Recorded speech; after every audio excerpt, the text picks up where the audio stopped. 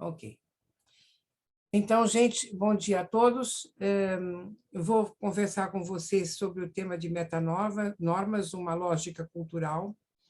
Essa lógica cultural é muito pouco conhecida, mas eu acho que ela é bastante interessante, ela nos ajuda a explicar como é que as normas sociais são mantidas e também como é que conflitos podem ser gerados, tá? Por conta de violação das normas sociais. E isso tem implicações diretas para a gestão dentro das organizações, né? Nós temos várias fontes de conflito dentro das organizações, particularmente nos negócios internacionais, né, por diferenças culturais, certo?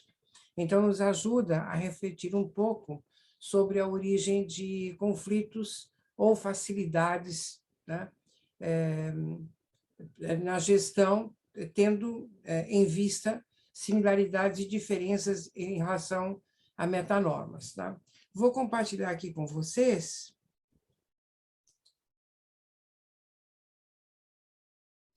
Vamos ver.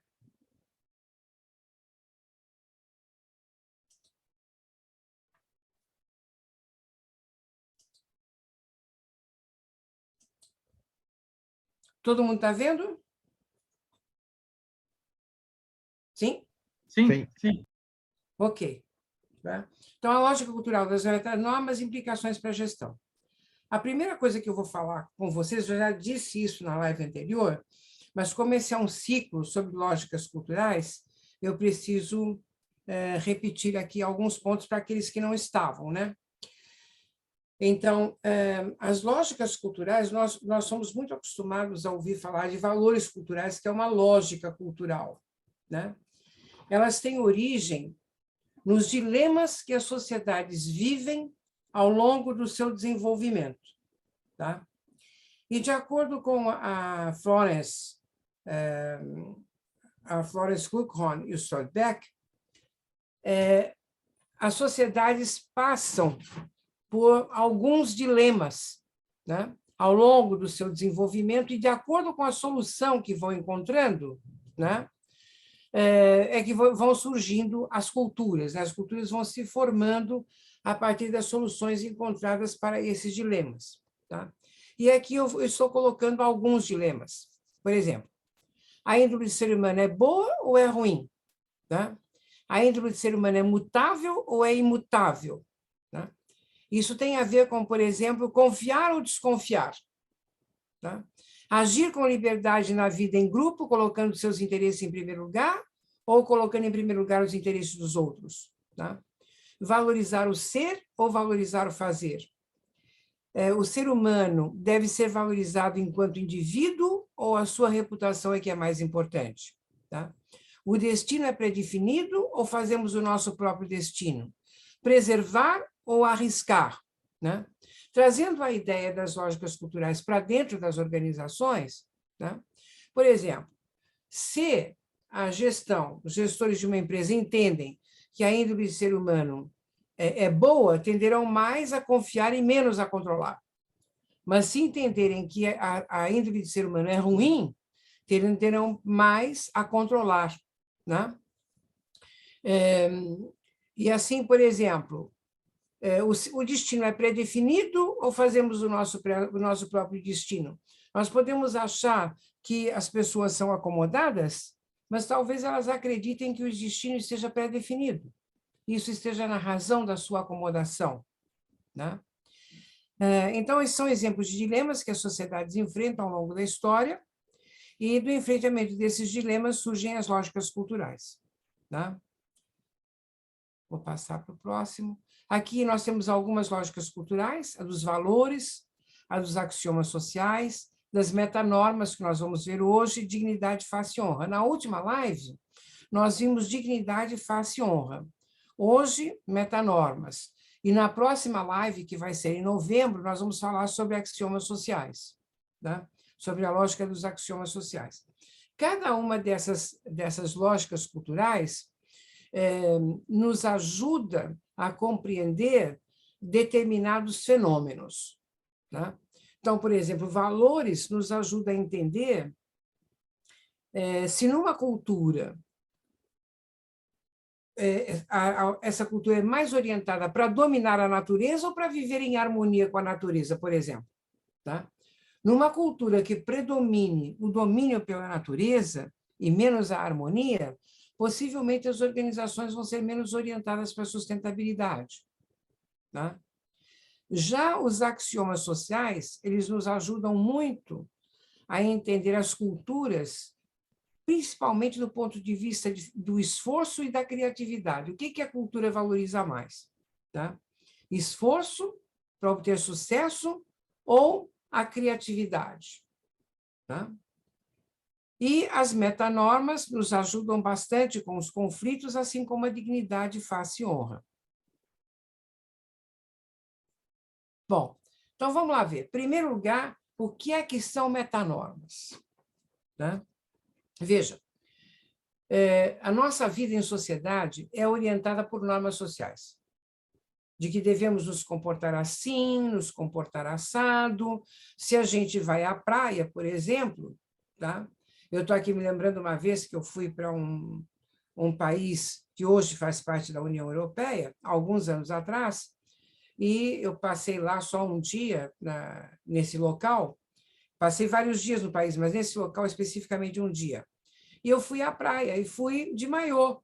Quando eu cheguei lá, as mulheres estavam vestidas com saias longas, né? Acompanhadas com crianças. E só eu estava diferente. Elas me olharam, meias espantadas, porque não era um lugar de turismo, né? Imagina se fosse uma mulher dessas que estava lá de saias longas, vestida de maiô, possivelmente seria reprovada. E possivelmente elas me reprovaram também, assim como eu achei muito esquisito elas estarem na praia, e era interessante que estavam vestidas com umas saias pretas, tá? Parecia até uniforme, né? Na praia com as crianças, né? Então, nós temos normas sociais que nós precisamos cumprir, tá? E essas normas sociais, elas variam de cultura para cultura, tá? E as pessoas também, em relação a essas normas sociais, elas podem ser mais orientadas para cumprir essas normas ou não. Tá? Então, quando a gente vê alguém que viola uma norma social, tá? E que é uma norma social importante para o grupo onde a gente está, tá? A gente reprova. E aí, a primeira coisa que passa pela cabeça é: reagimos ou não reagimos? Tá? Imagina que você está numa fila, certo? Está numa fila e, de repente, alguém fura a fila. O que você vai fazer? Você vai dizer para a pessoa: olha, né, o seu lugar é lá atrás. Ou você vai ficar calada ou calado? Tá? E, de acordo com o lugar onde você está e com a importância dessa norma, você pensa como que você vai reagir ou não vai fazer nada, vai ficar quieto. Tá? Então, as metanormas, tá? Elas dizem respeito a essas reações que a gente tem quando alguma norma é violada. Tá? Por quê? As nossas reações também são normatizadas dentro da sociedade. Tá? Imagina que você, então, está numa fila. Eu vou dar para vocês um exemplo meu. Tá? Eu estava numa fila aqui no Shopping Frei Caneca, na fila da prioridade, para pegar o ingresso. Tá? Ok? Para poder comprar o ingresso. E, de repente, chega um senhor, uma fila grande de prioridade, chega um senhor, por sinal, forte e alto, tá? Idoso também, e resolve entrar. Tinha uma pessoa lá no guichê, e ele resolve entrar atrás da pessoa do guichê. E eu, mais do que rapidamente, virei para ele e disse: não, o seu lugar não é aqui, né? O seu lugar é lá atrás, por favor, pegue a fila lá atrás. Mas eu sou idoso, o senhor é idoso, eu também sou idosa, todos os que estão aqui são prioridade, e o seu lugar é lá atrás. Ele começou a querer discutir comigo e eu, né? Argumentando contra ele. de repente, a turma toda que estava atrás de mim, tá? Começou assim, não, deixa para lá, deixa ele entrar. Ou seja, tá? Aquela forma de reagir não estava sendo aprovada pela fila. Tá? Eles sabiam que eu tinha razão, mas eles disseram, não, de repente ele passa mal aí, mas estavam com medo da reação, né, que o senhor poderia ter, e estavam desaprovando o meu comportamento. Tá? Então, as formas de reagir, né, à violação de normas, elas também são convencionadas socialmente. Né? E essas são as metanormas. Tá? E uma das dificuldades que a gente tem para reagir, né, é pensar, bom, será que os outros vão aprovar a minha reação? Que nem aconteceu lá no cinema? Tá? Será que essa pessoa está consciente, tá, de que ela está violando uma norma? Ou não? Porque ela pode não estar consciente de que está violando uma norma. Tá? Para ela, pode ser que aquilo seja normal, seja natural. Bourdieu explica muito bem essas diferenças de comportamento, né, de acordo com o capital social, o capital cultural, né, o capital econômico que as pessoas possuem. Né? As pessoas vão agindo na sociedade, em grupos sociais, de forma diferente. Então, as metanormas dizem respeito às normas de reação que são aprovadas dentro da sociedade. Tá? Existem 4 metanormas que a literatura identifica como universais. Eu diria que são quase universais. Por que quase universais? Porque ainda não há pesquisa em todos os países do mundo, tá? Mas já há pesquisa em dezenas de países por diferentes autores. Tá? Então, uma é o confronto físico. Tá? Você chega e ataca a pessoa porque a pessoa violou uma norma. Por exemplo, no caso, lá, se eu fosse ter um confronto físico, eu empurraria o senhor e diria, não, o senhor não vai entrar aqui. Né? Então, é um confronto físico. O confronto físico, de acordo com alguns autores, ele contribui mais para que o comportamento seja alterado, porque a pessoa não imita aquela violação de norma, tá? Ao longo do tempo, né? Que ele contribui para que a pessoa, né, tome tempo e diga assim, não, não vou fazer isso. Uma outra forma é o confronto verbal, tá? Que foi o confronto que eu tive com o senhor idoso. Tá? Nessa pesquisa desenvolvida por Erickson e autores, tá? Eles encontraram uma correlação positiva entre o confronto verbal e confronto físico. Tá? Uma outra forma que eu denominei de evitação, e esses autores colocam, eu faço inclusive parte do grupo, mas esses autores colocam como ostracismo social. Tá? Só que, por que eu traduzi por evitação e não ostracismo social? Tá? Porque não quer dizer que a pessoa vai ficar completamente segregada, mas se evita o contato com a pessoa. Tá? A pessoa viola uma norma e você faz de conta que nem conhece a pessoa se ela está naquele ambiente, tá certo? Você evita a pessoa. Não, não, não conheço, não sei quem é. Tá? E uma outra forma, a evitação ela pode, aliás, quando se reage pela evitação, e o grupo reage pela evitação, isso pode levar a pessoa que violou a norma, tá, a perder oportunidades. Tá? Ah, não, não, não vamos chamar o fulano, porque você já sabe como é que o fulano se comporta assim, se comporta assado. Tá? Só que aí, nesse caso, a pessoa que viola a norma percebe que está sendo evitada, tá? E pode ser que ela tenha consciência de por que está sendo evitada, e pode até ser que não nem tenha consciência disso. né? E nem sabe por que está perdendo oportunidades. Simplesmente, ela percebe que está sendo evitada. Tá? Então, cabe a nós, quando isso acontecer conosco, né, da gente perceber que está sendo evitado, tentar analisar para ver o que está acontecendo, o que foi que eu fiz, sabe aquela história, o que foi que eu fiz de errado? O que foi que eu fiz de errado? Qual a norma social que eu violei? Né?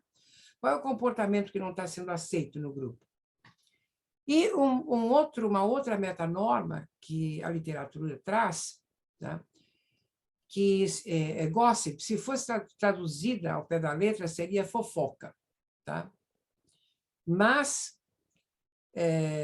também não é bem no sentido de fofoca, porque a fofoca não é somente para nós, né? Aqui para nós. Aqui no Brasil, em Portugal também. A fofoca não é só em relação a alguém que violou uma norma. Tá? Pode ser até falando alguma coisa boa. Fulano foi promovido, você está sabendo? E você não está sabendo? Né? Pois é, ele foi promovido e tal. Tá? Então, de acordo com a literatura, essa fofoca enquanto metanorma, tá? Ela faz com que a norma social se torne mais saliente para o grupo e afeta a reputação. Tá? Então, daí a minha tradução é uma tradução por difamação. Tá? Ou seja, se conversa entre terceiros sobre algo que fulano ou fulana fez, alguém fez, né? E que não é aprovado socialmente, é uma norma social, não é aprovada socialmente, e, de repente, até se você se comporta daquela maneira, tá? Vamos aqui dar um exemplo. Vamos imaginar que em algum lugar, né, comer com o garfo na mão esquerda, tá, e a faca na mão direita seja uma norma social muito importante. Certo? Bom, e a gente está num ambiente e alguém chega e diz assim, pois é, olha, você sabe, eu fui almoçar com a pessoa tal, você acredita que essa pessoa ela não come com o garfo na mão esquerda e a faca na mão direita? E eu, de repente, não estava lá no almoço, mas eu olho para mim e digo assim, epa, será que eu como com o garfo na mão esquerda ou com o garfo na mão direita? Né? Nossa, eu tenho o hábito de comer com o garfo na mão direita e a faca na mão esquerda. Então, eu até digo assim, pois é, imagina, como é que pode uma pessoa se comportar dessa maneira? Mas, na realidade, essa difamação, além de afetar a reputação da pessoa que violou a norma, também reforça a norma dentro do grupo. Eu digo assim, opa, eu não posso fazer isso. Tá? Eu tenho que comer com o garfo na mão esquerda e a faca na mão direita. Tá? Então, é uma forma de reforçar a norma dentro do grupo. Tá? Bom, a gente vai ver aqui em relação às culturas, né? A gente vai ver países, vai ver em relação às culturas, etc. Mas, trazendo isso para dentro das organizações, né? Se vocês prestarem atenção, vocês vão ver que há várias normas sociais dentro das organizações, que não estão escritas em lugar nenhum, mas que são válidas para o ambiente organizacional e que podem ser particularmente válidas para um ambiente organizacional específico. Certo? Tá?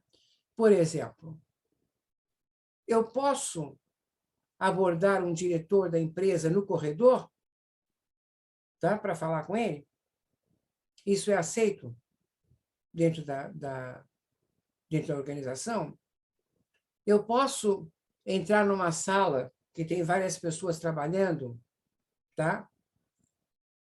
Dizer bom dia, tá? E aí encostar no primeiro e dizer, fulano, você viu? Você hoje vai assistir o jogo do Flamengo com o Corinthians? Tá? Olha, não pode perder, hein? Ainda fala em voz alta. E os outros né? Olham assim e dizem, mas que sujeito inconveniente, né? Que pessoa inconveniente. Nós estamos aqui concentrados trabalhando e a pessoa entra aqui fazendo estardalhaço. Bom dia! Né? E aí, vocês vão ver o jogo do Corinthians hoje com o Flamengo? Certo? Tá? Então, veja, nós temos normas sociais dentro das organizações, tá?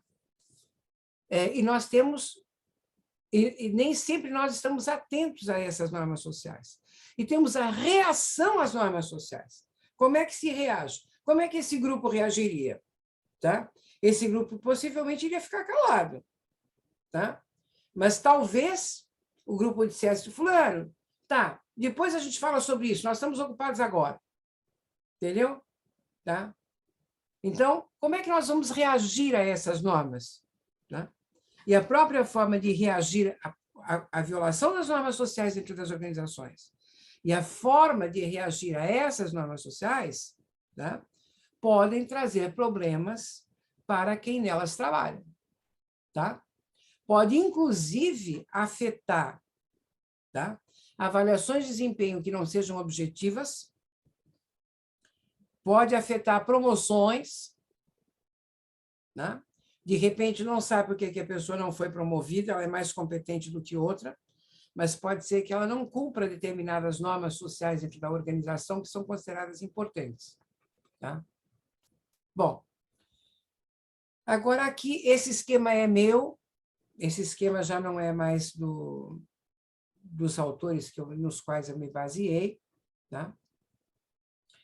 E nós temos aqui um esquema de como é que as coisas acontecem. Então, você tem uma violação da norma social, está aqui. Essa violação provoca o uso de uma metanorma, tá? Que vai ser o confronto físico, verbal, evitação, difamação ou a não reação, que, por sua vez, reforçam a norma social. Tá? A pessoa que violou, tá?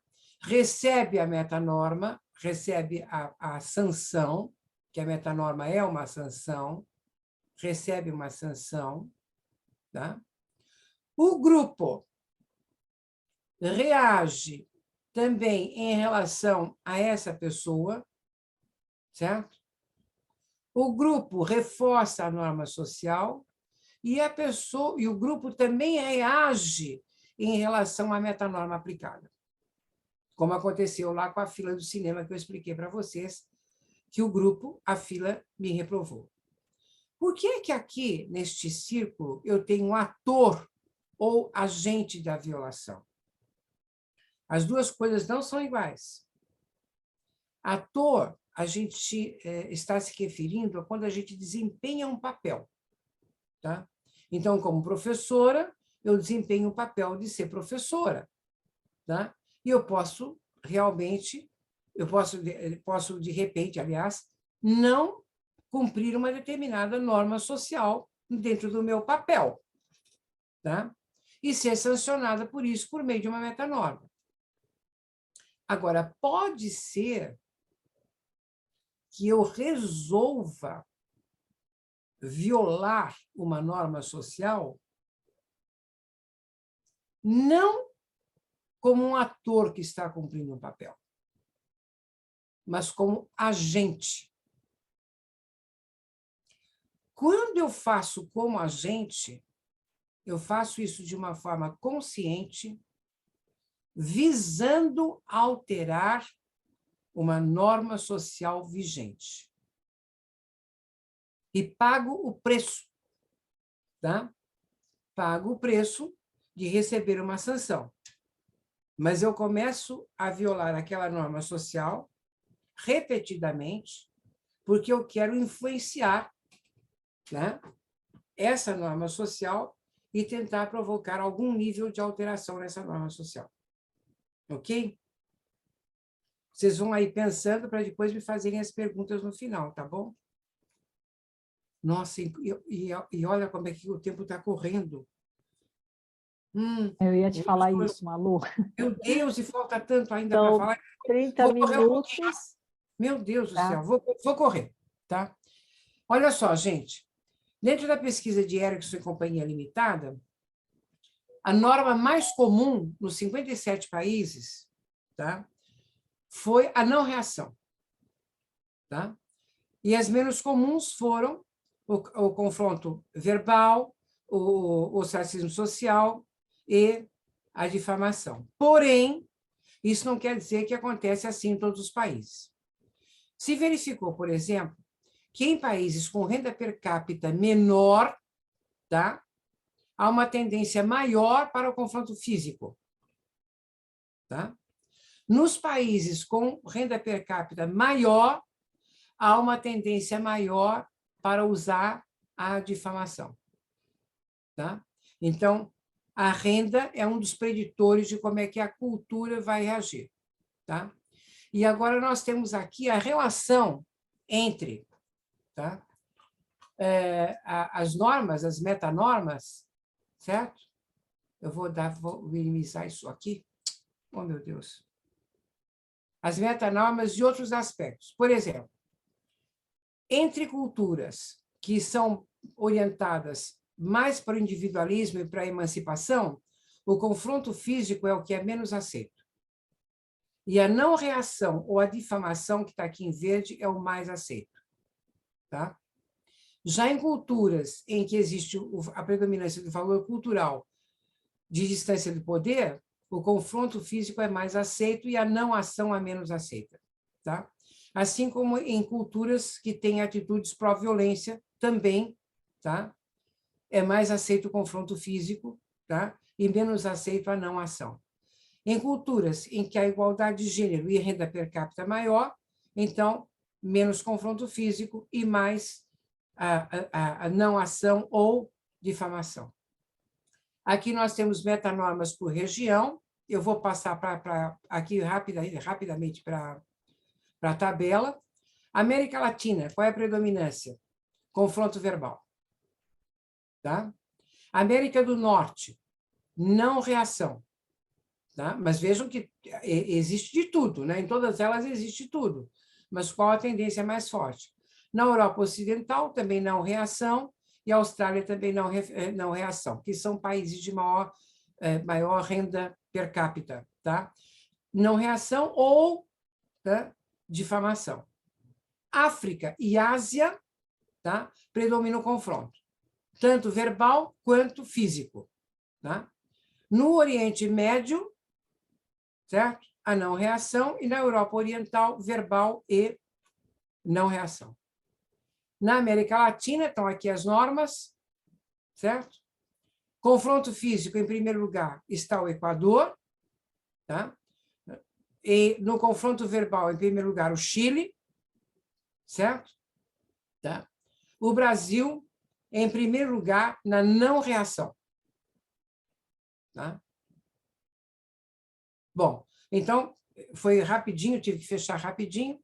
Aqui está o artigo, estão os autores, e aqui, quem quiser consultar, tá? Você tem a rede. Essa é uma rede sobre metanormas e normas sociais. Tá?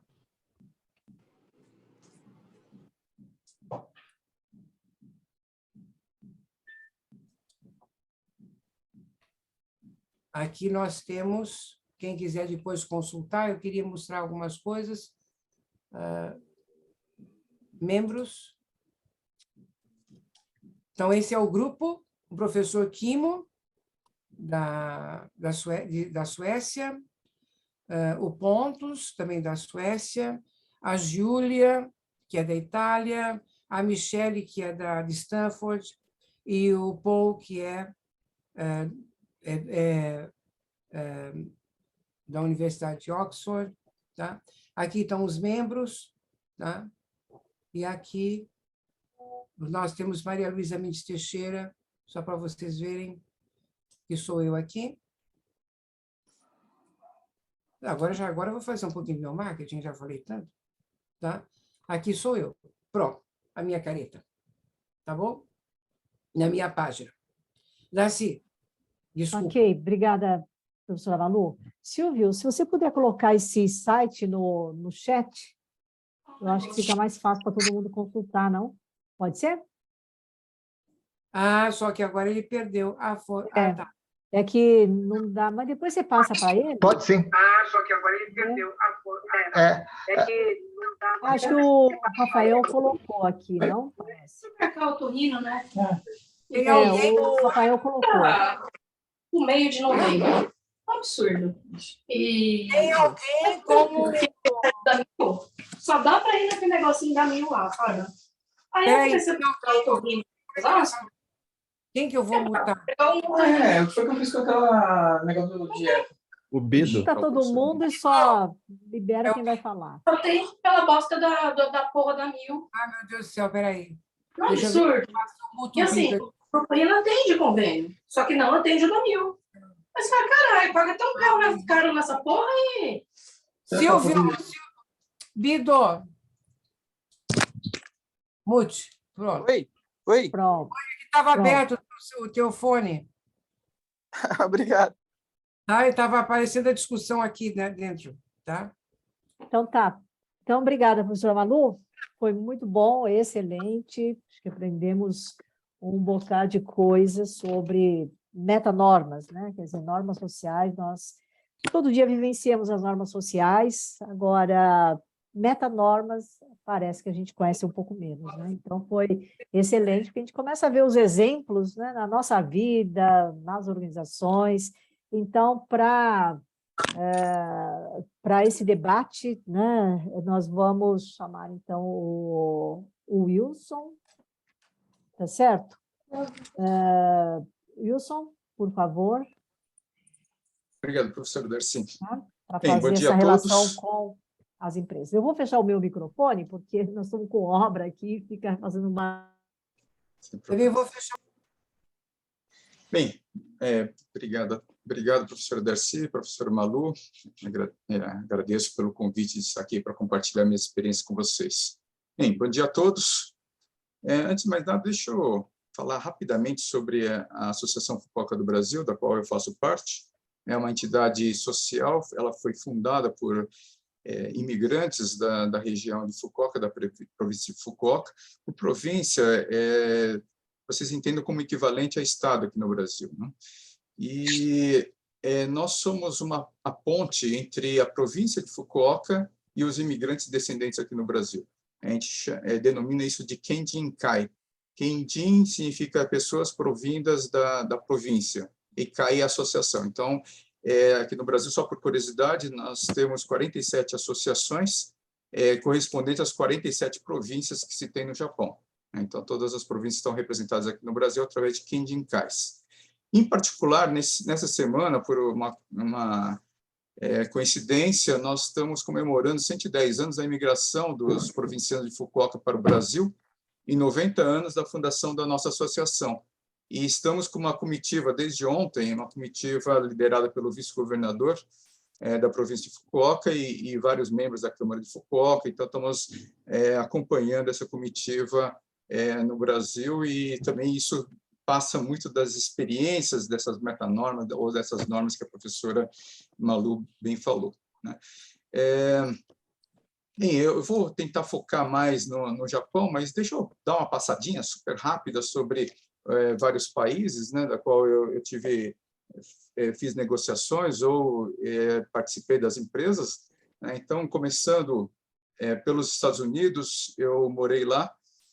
E os americanos, eles são muito diretos, né? Eles são muito pragmáticos, eles não ficam rodeando quando querem resolver algo. Então, só para dar um exemplo do dia a dia, vocês sabem que as casas dos Estados Unidos, normalmente, eles têm um gramado na frente. O gramado, muitas vezes, é considerado como símbolo de status. E se esse gramado não estiver bem amparado, mas é certeza que os vizinhos vão reclamar, né? Eles vão reclamar e vão, assim, diretamente, eles vão falar diretamente com a pessoa para que esse gramado seja reparado, até porque isso pode desvalorizar a região como um todo. Então, esse direto, talvez até um confronto verbal, como a professora Malu mencionou, que acontece nos Estados Unidos nessas situações, né? Aí, indo para a Europa, pegando, por exemplo, os suíços. Os suíços eles têm desejo de fazer a coisa muito correta, né? Eles são bastante processuais e entendem que isso exige tempo, né? Mas eles também entendem que o processo é parte importante dos resultados. Então, eles não abrem mão dessa questão de processo, de saber ou ter uma certeza maior para tomar decisão. Se você for para a Dinamarca, aí você pega um povo que são extremamente exigentes no preparo das pessoas, né, dos profissionais, nos resultados. E aí o que a professora Malu falou, que me chamou a atenção também, é a questão da promoção, né, que o dinamarquês, via de regra, ele não tem muito interesse em ser promovido, porque ele vai adquirir mais responsabilidade, mas não tem a contrapartida, ou a contrapartida de remuneração é muito menor, então eles preferem não ser promovidos, né? Então é uma curiosidade interessante. E aí, indo para a França, né, na qual eu também tive um contato bastante grande com os franceses, eles se orgulham muito da sua nacionalidade, da sua história, né, dos seus produtos, não só o vinho e os vinhos e os queijos, mas o francês realmente ele é muito orgulhoso das coisas da terra dele, né? Ele tem um jeito meio reclamão, mas ao longo do tempo você percebe que isso é mais aparência do que outra coisa. E aí eu quero focar no Japão, né? E aí deixar muito claro que, assim como as outras culturas, eu tenho a experiência, mas obviamente eu não sou estudioso, e, em particular, na cultura japonesa, eu tenho a minha lente é muito mais opaca, né? Porque eu sou descendente de japonês, então eu vivi a minha vida toda dentro imerso em parte dessa cultura, mas entendendo também que, por eu ser o único brasileiro, o Brasil, obviamente, ele tem uma influência muito maior para mim do que o japonês, mas eu tento entender também essa cultura japonesa dessa forma. Bem, o Japão, se eu puder resumir em 2 palavras o que é o japonês, ou como que o japonês se comporta, eu diria para vocês que é padrão e previsibilidade. São as 2 palavras-chave para entender, ou para procurar entender como que é o japonês. O japonês, se ele descumprir o padrão esperado, a coletividade, ele está sendo desrespeitoso com as pessoas, né? Então, existe muito do que a gente chama, e tem uma expressão muito forte para isso, chamado tatemai e honne. Tate vem de construir, e mae é de frente. Então, é a parte da frente, o que você está mostrando para as pessoas. E o honne, ele vem de honto, né, que é verdade, e o ne é o ideograma para som. Então, é o som verdadeiro. Então, você tem essas 2, vamos dizer assim, não são dicotômicos, mas eles têm essa diferença entre o honne, que a pessoa que ela verdadeiramente pensa, e ela muitas vezes só vai emitir esse pensamento para os familiares e para os amigos mais íntimos, vis-à-vis com o tatemai, que é aquilo que ela vai se manifestar na frente das pessoas, ela vai sempre estar respeitando as outras pessoas, e isso dentro do Japão ele se fala que existe uma preocupação muito grande em não causar distúrbio, não causar ruído à harmonia das pessoas, a questão de não causar estresse, não ferir sentimentos alheios, e o japonês ele procura muito essa coisa de preferir não expressar a sua opinião e consequentemente, reforçar a sua individualidade vis-à-vis com o coletivo. Então, eles estão sempre preocupados com o coletivo, né? E aí, quando você fala em respeito, você traz também para a questão organizacional, que ela vai começar desde o ensino médio, com a figura do senpai e kohai. Senpai é o veterano, e o kohai é o calouro. Então, tudo que o senpai fala para o calouro, isso daí é lei, né? Então, ele vai fazer, existe um respeito muito forte à hierarquia. Obviamente, com a globalização, com a influência maior da cultura americana, isso vai se tendo uma flexibilidade maior ao longo do tempo, e hoje em dia essa relação, principalmente nos escritórios, ela é menor, né? No sentido de que continua existindo respeito, mas tem uma possibilidade de manifestação. Mas isso, de certa forma, ela não se traduz em algumas normas não escritas, principalmente nas organizações, né? Eu vou dar alguns exemplos bem rapidamente. O gerente ou o presidente da empresa, bem, aquela pessoa que tem o cargo mais superior, em uma reunião, ela vai invariavelmente sentar na cadeira mais distante possível da porta. Isso é uma regra que não está escrita em nenhum lugar, mas é o que acontece, né? Tem também a posição do chefe quando está no carro, que ele vai ter que estar atrás do motorista, numa posição mais bem protegida. No avião, ele está sempre no corredor, em que é mais fácil ele sair. Enfim, tem várias situações em que a posição do chefe ela é muito bem definida, né? E eu vou dar outro exemplo também, um cartão de visita. Nesse mundo hoje de QR Code e tudo, o japonês ele valoriza imensamente o cartão de visita físico, o papel, né?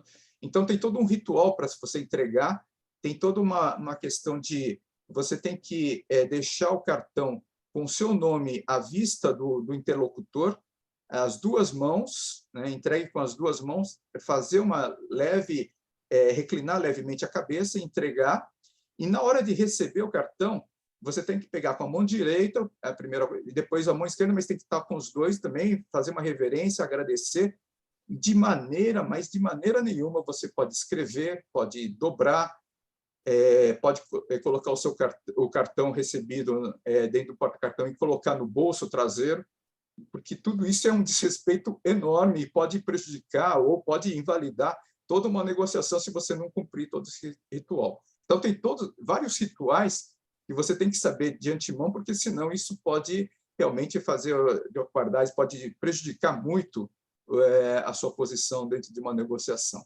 né? E aí, voltando para essa questão de que a gente está trabalhando para acompanhar a delegação, só para os senhores terem uma ideia, nós estamos trabalhando com isso já há um ano.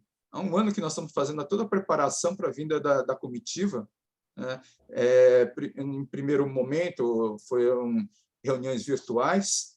Teve há 3 meses o pessoal do Japão, o pessoal encarregado para estar fazendo a organização, eles vieram para cá para visitar todos os locais que a gente sugeriu para fazer a referenda sobre isso, né? E nesses últimos meses, em particular nesse último mês, nós tivemos reuniões semanais, né, para discutirmos ponto a ponto. Eles definem minuto a minuto tudo o que vai acontecer, definem a posição onde que cada um dos participantes da comitiva japonesa e, consequentemente, do Brasil tem que estar, né? Seja ele. Aí nós temos que pedir layout dos restaurantes, uma série de coisas ali, para vocês entenderem as minúcias, né, e todo o trabalho que se tem perante o respeito à hierarquia. E aí vocês vão me perguntar, mas espera aí, e aí? Né, você falou do Honne, mas como que comporta o japonês, né? Então, o japonês, como eu falei para você, ele é educado a não reclamar. A criança quieta é considerada a criança boa, né? Ela não é educada também a se manifestar. Então, em congressos, muito dificilmente vai ter alguém que vai fazer alguma pergunta, né? Isso não é uma coisa boa também, é lógico, né? E existe muito a expressão chamada shoganai, né? Que é o tal que a professora falou, que não vai se manifestar, né? Não se manifesta porque o shoganai significa literalmente por que eu vou fazer isso? Porque isso não tem jeito, é assim mesmo e acabou, vamos em frente. Então, existe muito dessa cultura. Só, Wilson, nós estamos com um pouquinho de tempo. Você tem uma previsão de quantos Não, minutos eu já você estou terminando, precisaria? professora. Eu só estou Tá bem. passando só sobre essas coisas e obrigado pelo alerta, né? Então, esses são os pontos principais que eu gostaria de pôr aqui na mesa para a gente poder discutir. Obrigado e devolvo a palavra a vocês. Ok, Wilson, muito obrigada. Muito interessante, muito rica a sua experiência, né, em vários países, né, que você já trabalhou e viveu. E agora, mais particularmente, você falando do Japão, em que observa-se que as normas sociais elas são extremamente rígidas, né? Então, aí vem várias perguntas sobre a questão das sanções, das metas-normas, não é? Então, assim, a princípio, ficaria uma questão mais abrangente sobre isso, mas eu gostaria de abrir aqui para os participantes da live, tá? Para fazer as perguntas, né? Falar um pouco das suas experiências, sejam elas internacionais ou brasileiras, nas organizações, para a gente poder fazer um debate aqui interessante sobre as metanormas. Tá? Alguém gostaria de iniciar? Era só para... acabei não falando sobre as metanormas per si.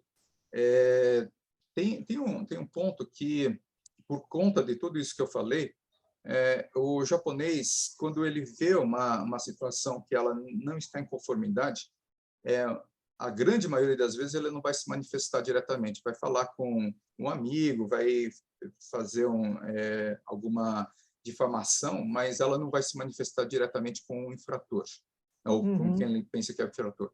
Você pega, por exemplo, o caso do vizinho. Se o vizinho faz muito barulho, assim, o japonês ele não vai lá bater na porta do vizinho para reclamar. Ele, no máximo, se for um condomínio, ele vai falar com a administração. Ok. E tem um lado, assim, complexo de uma negociação, né? Imagina se um estadunidense, um executivo dos Estados Unidos, negociando com o japonês, né?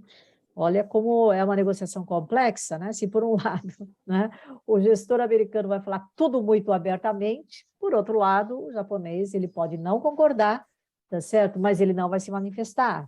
E aí pode haver uma grande dificuldade na negociação, porque até que ponto, né, esse outro lado está entendendo e está colocando as cartas claramente, né, numa negociação. Então, isso pode gerar conflitos e dificuldades numa negociação, né?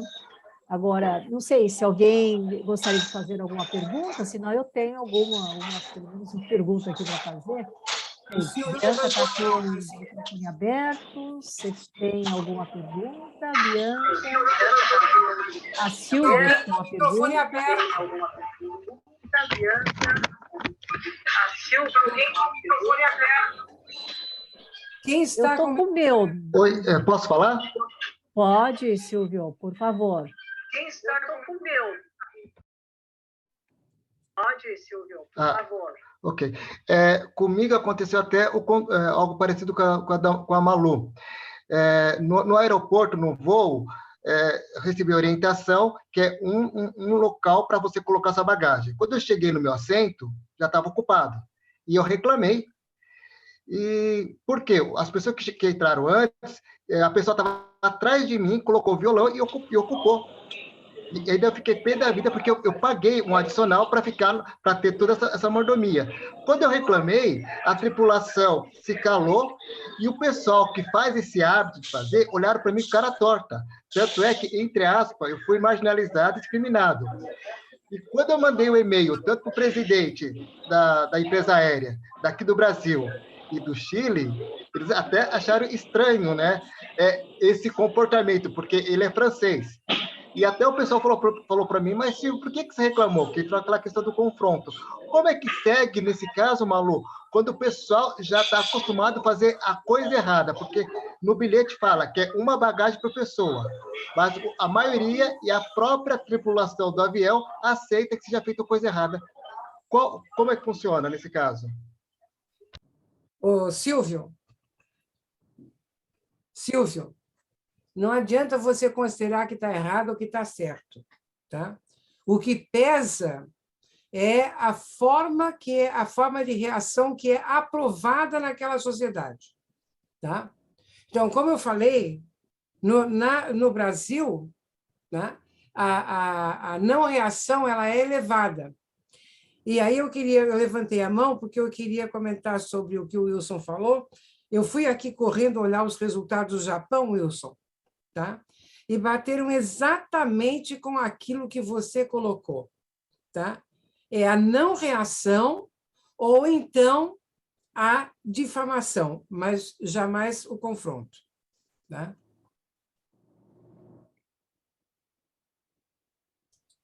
Uhum. E o que pode ser um grande problema, né? Porque o fato de não confrontar essas normas, tá certo? Significa que elas vão ser reforçadas. E, e muitas vezes não são boas normas, na realidade, né? Porque a confrontação poderia ser aquela situação que você comentou, em que a pessoa, propositalmente, ela confronta, né? Para tentar influenciar a mudança de uma norma. Então, significa que a sociedade, de uma forma geral, ela pode até estar descontente com determinada norma. Agora, pelo fato de não se reagir com a questão cultural, essa norma ainda continua. Pode continuar e ser alguma norma que pode não fazer mais sentido, contemporaneamente falando, né, para a própria sociedade. Então, como é que a norma muda nesse caso? A Nancy está com a mão levantada. É que eu não estou aqui enxergando, me desculpe, Nancy. A Nancy está com a mão levantada. Sí, Wilson, me chamou a atenção a tua explanação e eu queria fazer um comentário. Como que fica, então, aqueles movimentos de inclusão e diversidade em uma empresa japonesa quando se fala de questão generacional?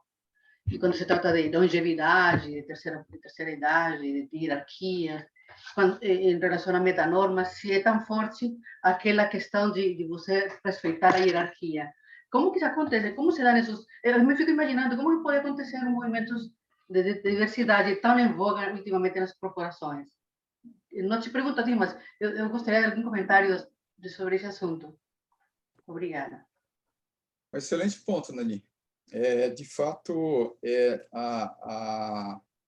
por muito tempo, a meritocracia ela dava lugar à questão do tempo de casa, né? Então, quanto mais tempo de casa você tem, mais você tem essa questão de você acaba virando chefe por essa questão de antiguidade e não por meritocracia. Hoje em dia, como eu mencionei, pelo fato de estar uma cultura mais globalizada e também, como a professora Darcy falou, a se adaptar aos novos tempos, né? Tem muitas empresas em que a meritocracia ela é o parâmetro principal ou o parâmetro primordial para a questão de subir na hierarquia. Embora continue essa questão do respeito à hierarquia, continue valendo, mas não necessariamente por causa da antiguidade, né? Não é porque é senpai, kohai que isso vai se manter. Em termos de diversidade, ainda o Japão ela está caminhando, principalmente a questão de diversidade de gênero, ela ainda caminha a passos mais lentos, mas ela tem mudado muito a questão do respeito à mulher, no sentido de que antes a mulher, ela, sob o ponto de vista de hierarquia nas organizações, ela não era menos considerada porque se estabelecia que era o homem que definia as coisas dentro das organizações. Hoje em dia existe, inclusive dentro da sociedade, existe vários movimentos, tem um movimento muito forte chamado Ladies First, né, para mudar ou para melhorar essa questão. Existe agora também licenças maternidades, até por conta da questão da baixa natalidade do japonês, então existe uma questão de que as mulheres podem ser licenciadas, podem ficar um tempo fora do ambiente organizacional e não ter uma penalidade em cima disso, né? Então, ela volta, coisa que há 20 anos isso não existia, né? Então, está se caminhando. É uma cultura, nós estamos falando de uma cultura milenar, né? Tem mais de 2.000 anos, então as coisas vão acontecendo, mas vão acontecendo aos poucos. Tem mais alguém que gostaria de falar? Senão eu gostaria de fazer um comentário. É que eu não enxergo quem é que está com a mão levantada. Silvio, se você puder me ajudar, por favor. Tem alguém que gostaria de se manifestar? Tem a Bianca aí. Por favor, tem alguém que gostaria de se manifestar? Tem o Rafael e depois a Bianca. Tá bom. Então, primeiro o Acho Rafael. que o Rafael foi primeiro, depois a Bianca. Ó. Aí Tá. eles definem quem vai ser primeiro. Tá bom. Aí depois eu faço o meu comentário breve. Tá bem? Então, Rafael, por favor. A Bianca levantou a mão primeiro. Ah, foi a Bianca. Tá, então a Bianca. Desculpe, Bianca. É só um comentário rapidinho. Eu fiz judô há muito tempo, e era com um japonês, né, do Japão mesmo, que veio dar aula aqui em Poços de Caldas.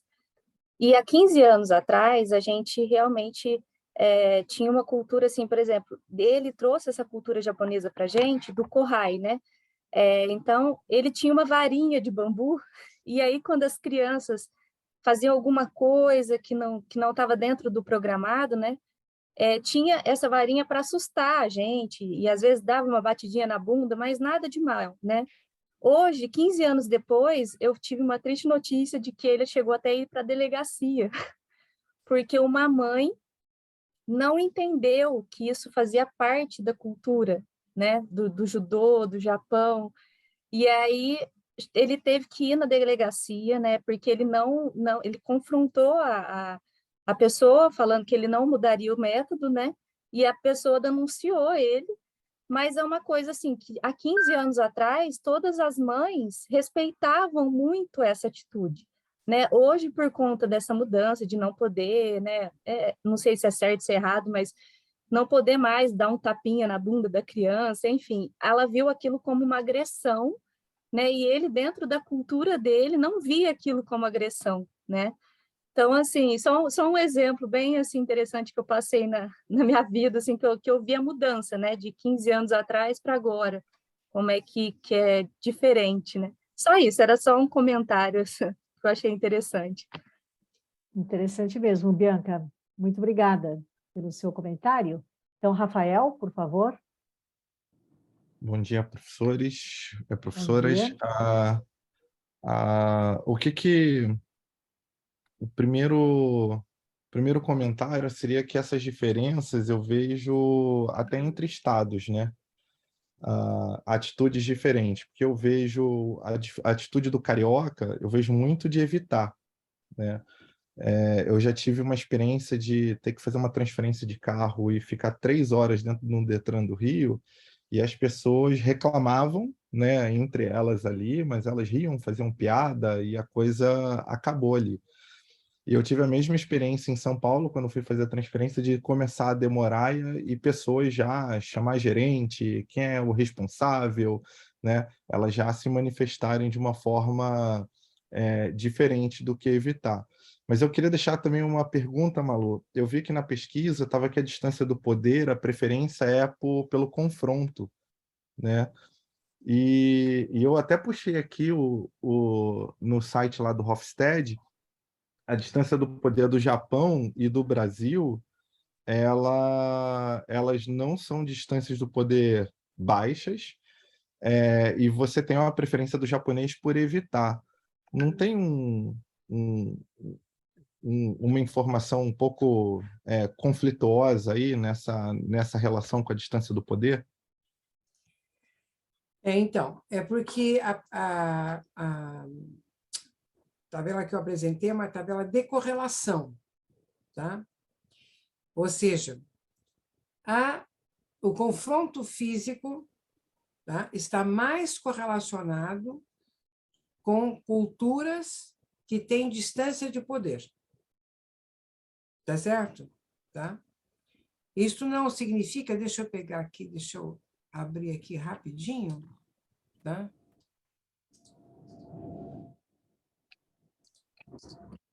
Deixa eu pegar aqui, só um segundo. Eu acho que é essa tabela aqui, deixa eu ver se é. Aqui. Tá? Então, a distância, tá vendo a projeção? Tô sim. Tá? Então, você vê, a correlação, tá, é uma correlação positiva, tá, de 0,69, enquanto que a não ação, tá, é uma correlação negativa, certo? Então, isto é uma tendência para as culturas que têm uma distância de poder maior. Agora, é claro que não é só a distância de poder que vai influenciar, você tem vários outros fatores. É que aqui você tem um recorte em cima de alguns valores, certo? Mas não é só isso que vai influenciar. O Brasil e o Japão, agora não sei quanto é que eles têm de distância de poder, mas seguramente a distância do poder no Japão é superior à distância do poder no Brasil, né? E o Brasil é fortemente orientado para a não ação, assim como o Japão também, no resultado da pesquisa, a média maior, tá, foi para a não ação. Mas a correlação entre distância de poder e confronto físico, ela deu uma correlação positiva, certo? Sim. Agora, pode ser também, né, Malu, por razões diferentes, né, em que a gente tem a não reação no Brasil e no Japão. São dois países que têm um índice relativamente, no Brasil, relativamente elevado de distância de poder, no Japão, mais alto. Mas talvez no Brasil seja pelo fato de você não querer, digamos assim, confrontar um colega, um amigo, por exemplo. Agora, no Japão é por respeito à hierarquia, né? Então, talvez seja razões aí um pouco diferentes, não? Você fez bem ter trazido isso, de fato, tá?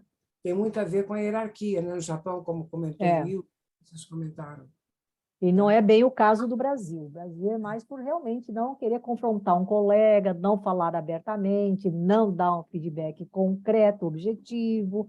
Então, por essas razões, eu acho que a gente talvez não reaja, né? Agora, uma outra questão também que eu gostaria de... Desculpe, tem mais alguém que gostaria de... É que nós estamos já com 11 minutos além do nosso tempo. Mas eu queria só complementar aqui com uma coisa, que é o seguinte, é que a distância de poder ela não é só da hierarquia. Todas as desigualdades estão dentro de distância do poder. E o Brasil é fortemente desigual, tá? Enquanto que no Japão, que pesa, como você está colocando, é a hierarquia. Desculpa, hierarquia, porque é uma sociedade homogênea lá. A Nancy está com a mão levantada.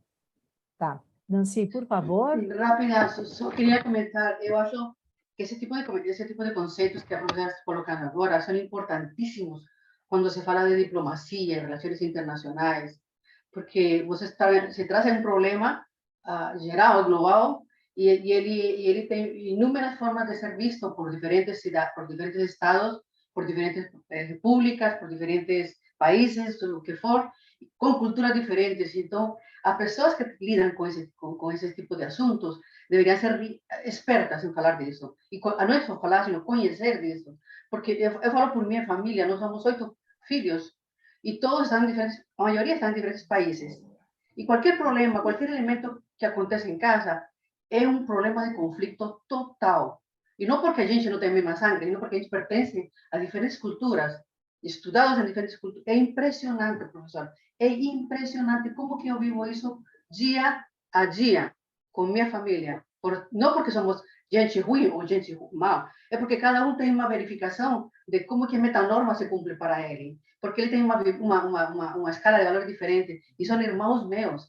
Mas eu sou, assim, fã do que o professor está falando hoje, porque definitivamente é uma geração, é uma fonte de conflitagem muito forte quando a gente não entende sobre esse assunto. Obrigada. Sem dúvida.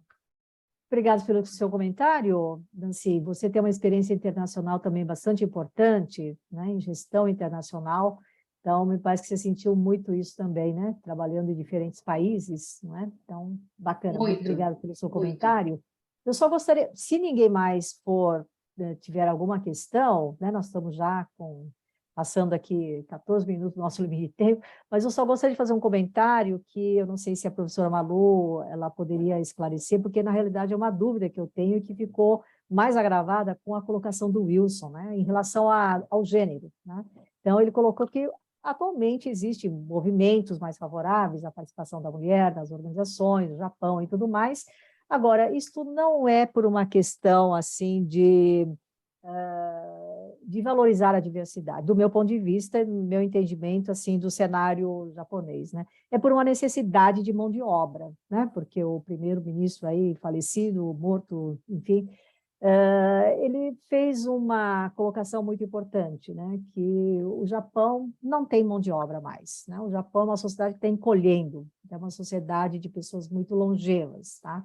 Então, para isso, vai precisar ou contratar pessoas com uma idade bem avançada, ou as mulheres ou imigrantes. O Japão, como uma sociedade homogênea, tem uma reação muito grande a imigrantes, pelo menos grande parte dos imigrantes, tá certo? Então, uma forma de trazer, de ter uma força de trabalho ainda ativa, né, no Japão, é por meio de mulheres, né? Então, a minha pergunta aqui é o quanto que uma questão econômica, não é? Ela pode mudar uma norma que é milenar, tá certo? Porque a norma social que existe no Japão é as mulheres casam, deixam de trabalhar, tá certo? Essa é a norma que existia e né? Não que não exista mais, tá?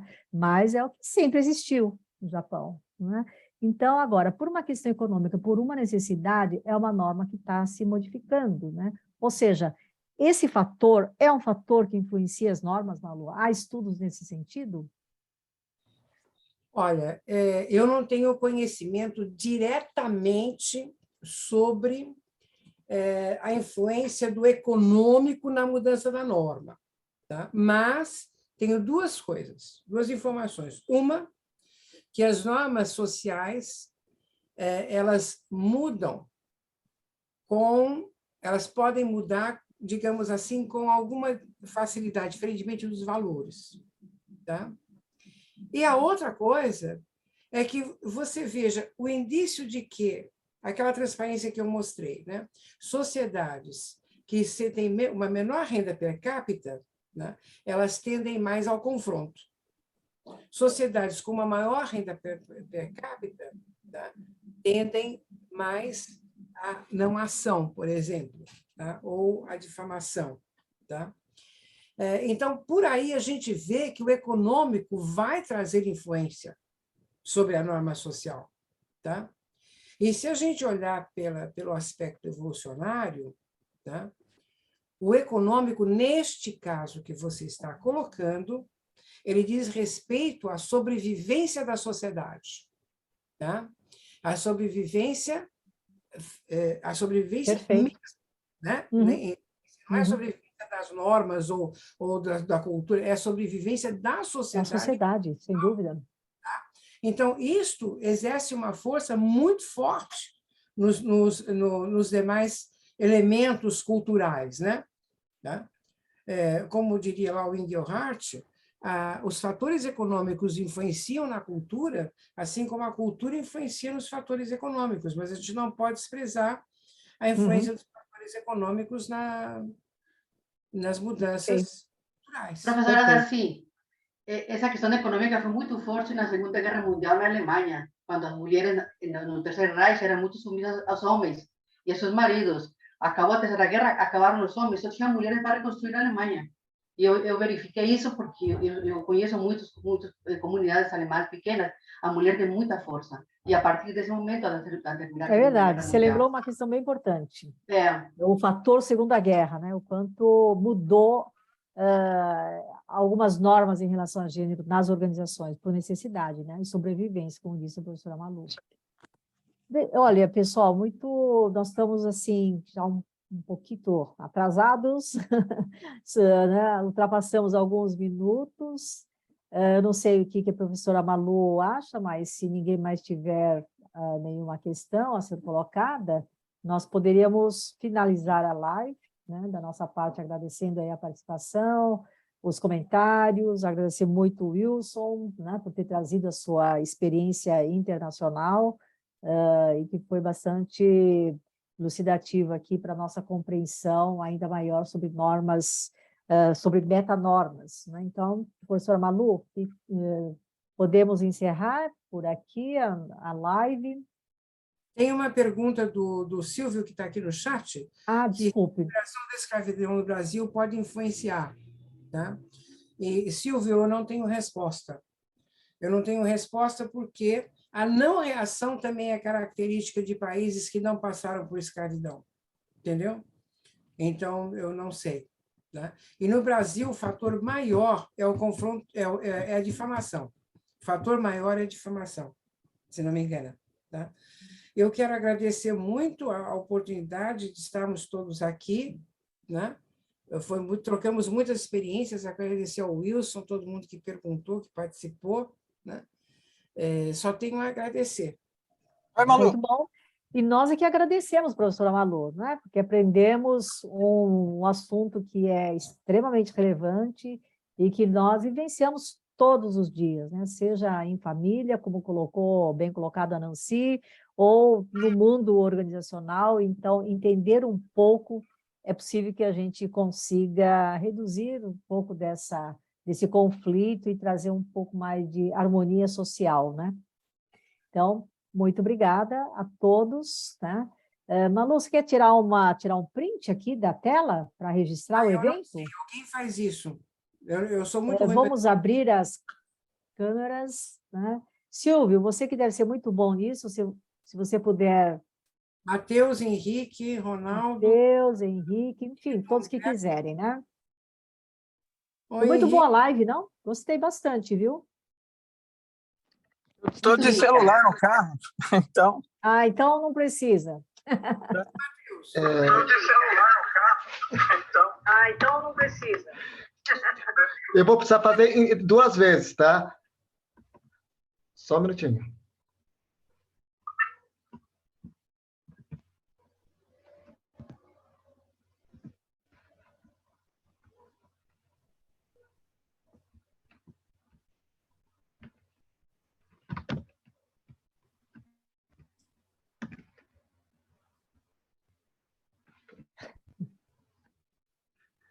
Não, vou tirar mais uma vez que uma pessoa ela ficou com o olho fechado. Mais uma. Todo mundo sorrindo. Ó, vou falar. A Malu, a Nancy, o Lucas, a Bianca e o Rafael.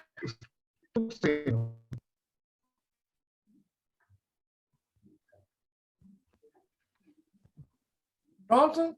Pronto, Silvio.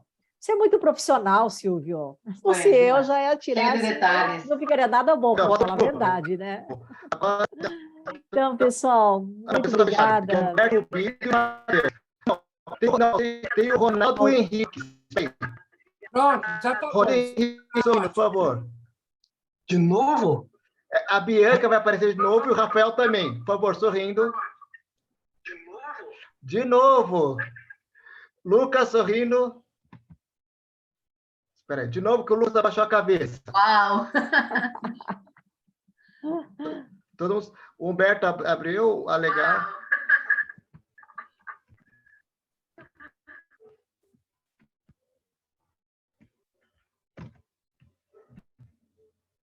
Deu? Prontinho, pessoal. Pronto, obrigada. Pronto. Obrigado, gente. Tchau, gente. Obrigada, Muito então, obrigada. obrigada a todos. Obrigado. Né? Obrigada aos participantes, né, os que colocaram as suas manifestações e Obrigado. comentários, a professora Malu, Obrigado. nosso grande agradecimento, Malu. então. Malu, você tem 3 minutos? Podemos já nos despedir? Sim. Tudo bem?